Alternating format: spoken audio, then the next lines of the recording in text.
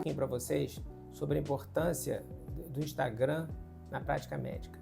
Hoje nós vemos cada vez mais informações errôneas, equivocadas e informações que buscam simplesmente o lucro. É muito importante que o médico, o formador de conteúdo, forneça as informações fidedignas e atualizadas para os pacientes. O Instagram pode sim ser uma fonte de boas informações, mas é importante a conscientização dos produtores de conteúdo e dos pacientes que procuram as informações para verificar se aquelas informações são fidedignas.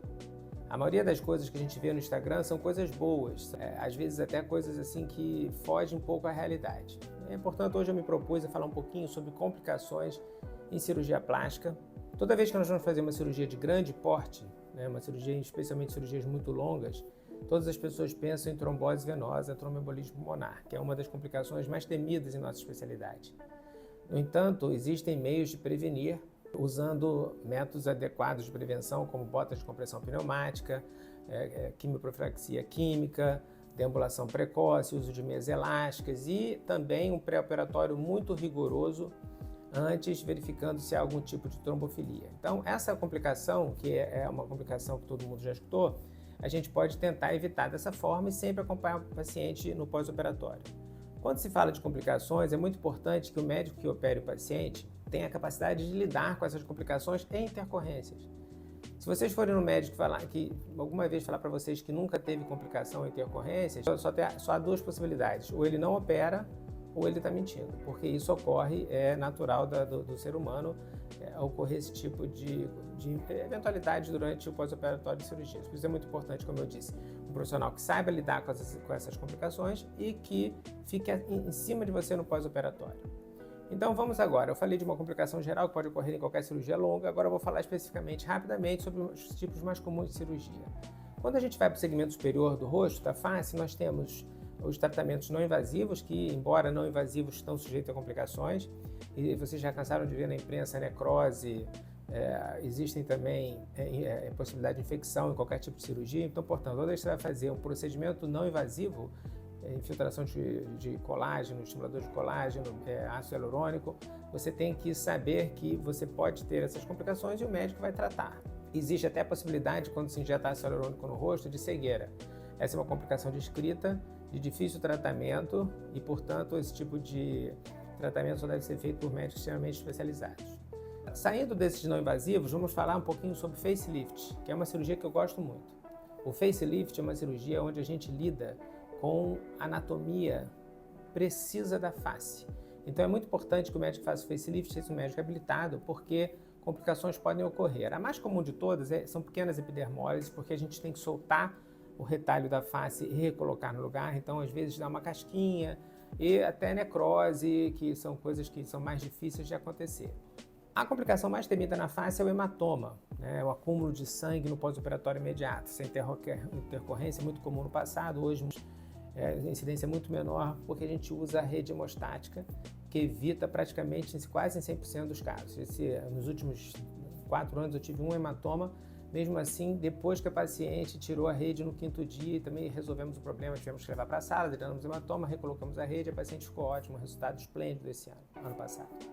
Além disso, existem possibilidades de complicações mais sérias, como por exemplo alterações do nervo facial, e isso é extremamente raro. Falando agora um pouquinho sobre mama, descendo um pouquinho no corpo, uma das complicações mais comuns na mama a gente chama de necrose gordurosa, especialmente mamoplastias gigantes, grandes, e aí com formação de líquido, a gente tem que drenar esse líquido, hematomas também, como na face. Aí quando a prótese é colocada, aí você já aumenta as complicações, o risco de complicações, porque a prótese é um corpo estranho e qualquer descência de sutura, que é mais uma intercorrência que pode acontecer, a ferida abrir um pouquinho, fazer uma casquinha. Quando tem prótese, a gente tem que ficar mais preocupado, porque o corpo estranho sempre acrescenta um pouco mais de risco à cirurgia. Quando a gente fala de cirurgia plástica abdominal, as complicações também se repetem. Seroma, hematoma muito mais raro do que na face e na mama. Necroses também abdominais que podem acontecer. Então é muito importante que o médico, como eu disse, avalie a situação para fazer o tratamento mais adequado. Quando se fala em necrose, seroma, enfim, a gente tem tratamentos específicos. Seroma a gente vai funcionar, em algumas situações a gente usa adreno para evitar.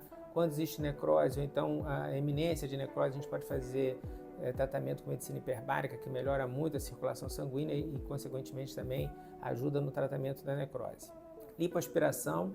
Quando a gente fala de lipoaspiração, a complicação mais frequente é a anemia, porque toda vez que você faz uma lipoaspiração, por mais que a gente seja cuidadoso, há um pouco de perda de sangue, o hematócrito vai cair, e por isso existe estabelecido um limite de segurança de lipoaspiração. Para fazer a lipoaspiração, a gente aspira 5 a 7% do peso corporal e não pode aspirar também uma quantidade de áreas muito grande do corpo para evitar esse tipo de complicação.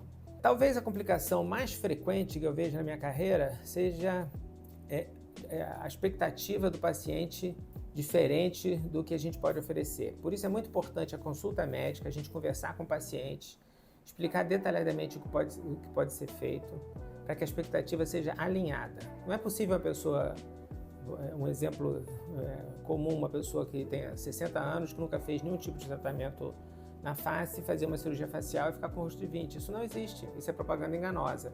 Existe sim a possibilidade de fazer um lifting, melhorar muito o aspecto da face e complementar esse resultado com laser, preenchimentos, botox, enfim. O corpo humano, já dizia o professor Ivo Pitangui, o ser humano tem que lidar com a decrepitude da vida, né? A gente vai envelhecendo e o envelhecimento nunca para, né? Então, no momento que a gente faz uma determinada cirurgia, no dia seguinte o envelhecimento continua. Então, falei aqui das principais complicações que a gente tem em cirurgia para vocês perceberem que esse mundo irreal do Instagram, onde só se mostra bons resultados e felicidade, isso não existe na vida real. Na vida real existem sim complicações, intercorrências e é muito importante que o médico saiba lidar com elas. Por isso, a nossa equipe segue você muito próxima no pós-operatório, a gente faz um acompanhamento próximo, porque qualquer alteração que seja detectada o mais precocemente possível pode ser corrigida também de uma forma mais facilmente. Nosso time é preparado para isso, para acompanhar você e detectar intercorrências e eventuais complicações. Portanto, não acredite em tudo que você vê no Instagram, e eu tento também ser claro para os meus pacientes, explicar tudo isso que pode acontecer na cirurgia, porque a sinceridade, o esclarecimento e a expectativa do paciente tem que ser muito alinhada à realidade. Obrigado.